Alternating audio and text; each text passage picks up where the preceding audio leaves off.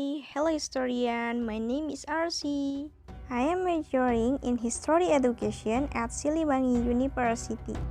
Wah, saya sangat excited nih di pertemuan pertama kita. Tapi sepertinya saya harus ganti kostum dulu nih. Tapi kostum seperti apa ya?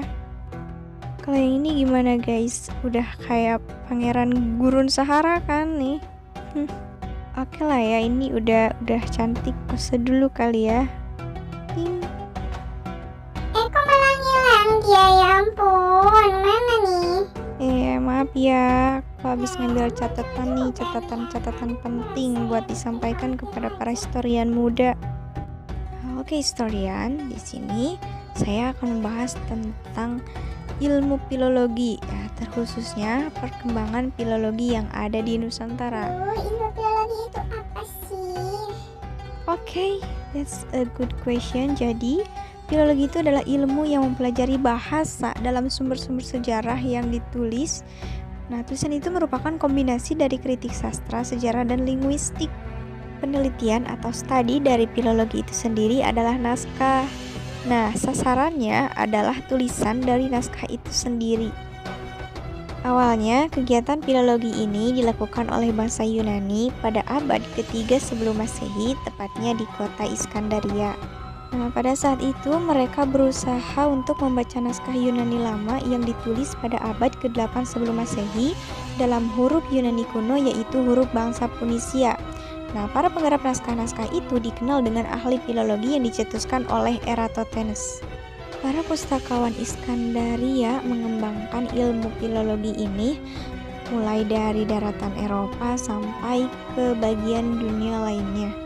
Naskah yang tersimpan di perpustakaan Iskandaria hampir semuanya berbentuk gulungan atau roll yang ditulis oleh papirus. Nah, papirus itu apa sih? Papirus adalah alat tulis yang terbuat dari pohon udara Cyperus papyrus yang tumbuh di tepi sungai Nil, Mesir. Pada abad ke-1 Masehi adalah masa di mana keruntuhan Iskandaria karena jatuh ke tangan Romawi. Hal ini menyebabkan kegiatan filologi berpindah pusat menjadi ke kota Roma. Pada zaman ini, ilmu filologi terus berkembang sampai abad ke-4. Nah, perlu dicatat bahwa abad ke-2 sampai ke-4 adalah tonggak perubahan dari roll ke kodek. Penyebaran ilmu filologi juga terjadi pada era Renaissance di Eropa pada abad ke-13 Masehi hingga abad ke-16 Masehi. Dalam arti sempit, Renaissance adalah periode yang mengambil lagi kebudayaan klasik sebagai hidup baru. Pada zaman ini pula muncul kembali gairah para pengkaji untuk melakukan studi klasik di Eropa, juga ditambah dengan ditemukannya teknologi mesin cetak oleh Charles Gutenberg pada tahun 1450.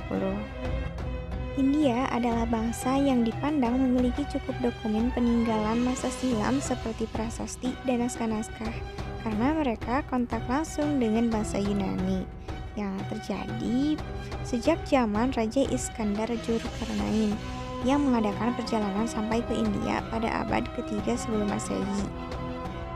Kajian filologi akan naskah-naskah itu pada saat India masih menggunakan bahasa Gujarati, bahasa daerah mereka sendiri.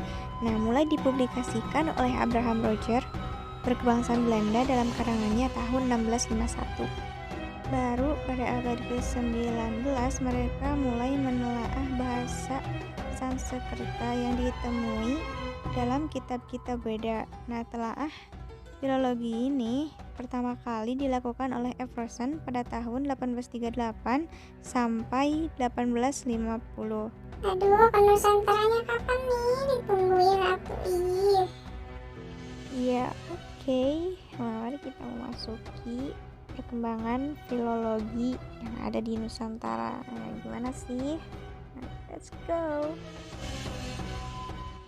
Filologi di Nusantara awalnya dikembangkan oleh pemerintah kolonial Belanda. Nah, bertujuan untuk mengungkap informasi masa lampau yang terkandung dalam bahan tertulis peninggalan masa lalu.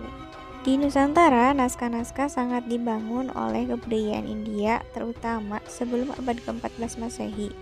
Teks-teks yang diprediksi muncul sejak abad ke-7 banyak dibangun oleh agama Buddha, serta menggunakan bahasa Sanskerta sebagai bahasa pengantarnya. Hal ini dimaklumi karena pada saat itu Sriwijaya menjadi pusat pemerintahan yang menguasai Nusantara. Salah satu perubahan penting dalam sejarah dan tradisi tulis naskah di Nusantara adalah ketika pengaruh Islam semakin kuat pada abad ke-13 Masehi, serta bergantinya bahasa Sanskerta menjadi bahasa Melayu sebagai bahasa politik, dagang, agama, dan budaya. Pada abad ke-14 Masehi, tradisi naskah Melayu dengan menggunakan aksara Jawi mulai mendominasi, khususnya di wilayah Selat Melaka. Namun, sampai saat ini, jejak-jejak aksara pra-Islam masih dapat ditemukan.